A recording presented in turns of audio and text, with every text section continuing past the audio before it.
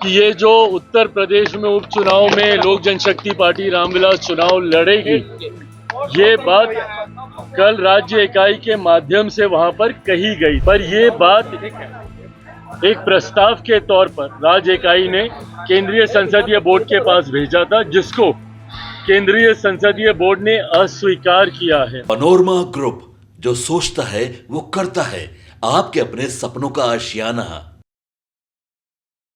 नमस्कार, भारत लाइव देख रहे हैं आप। बिहार में विधानसभा का चुनाव अभी 1 साल बाद होना है, लेकिन उससे पहले झारखंड में होने वाले विधानसभा चुनाव को लेकर एनडीए गठबंधन ने सीट बंटवारा कर लिया है।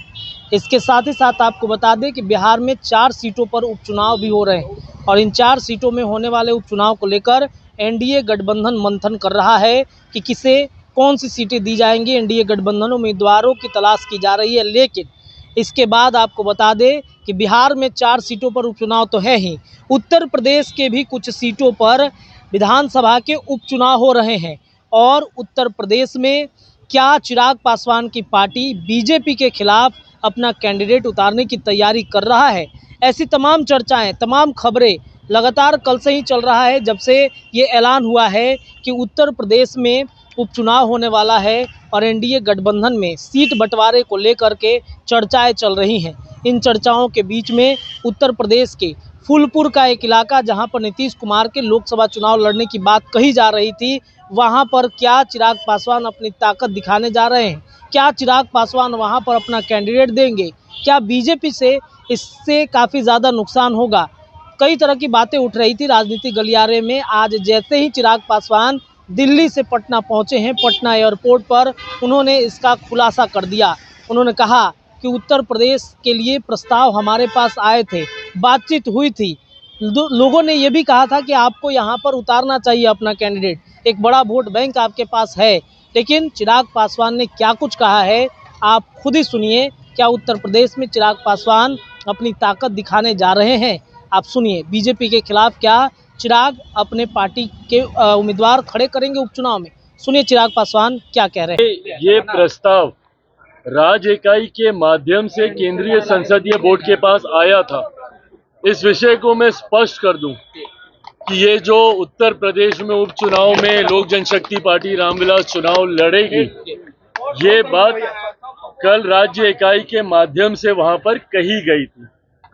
पर ये बात एक प्रस्ताव के तौर पर राज्य इकाई ने केंद्रीय संसदीय बोर्ड के पास भेजा था, जिसको केंद्रीय संसदीय बोर्ड ने अस्वीकार किया है।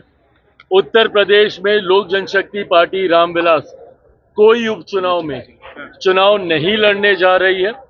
हम लोग सिर्फ इस चुनाव में झारखंड में हम लोग चुनाव लड़ेंगे।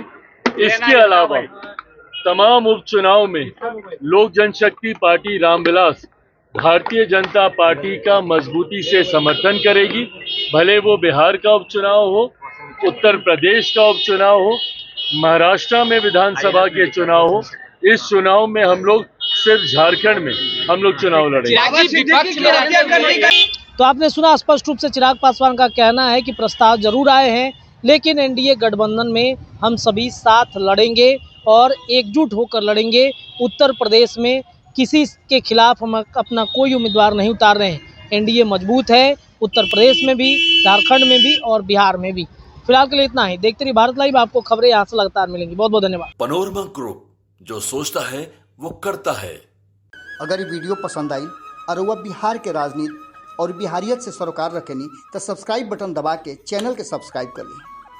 ओजे एगो घंटी बा, ओकरा बटन दबा देला से कुल सटीक और मारक खबर रुआ मुफ्त में मिल जाई।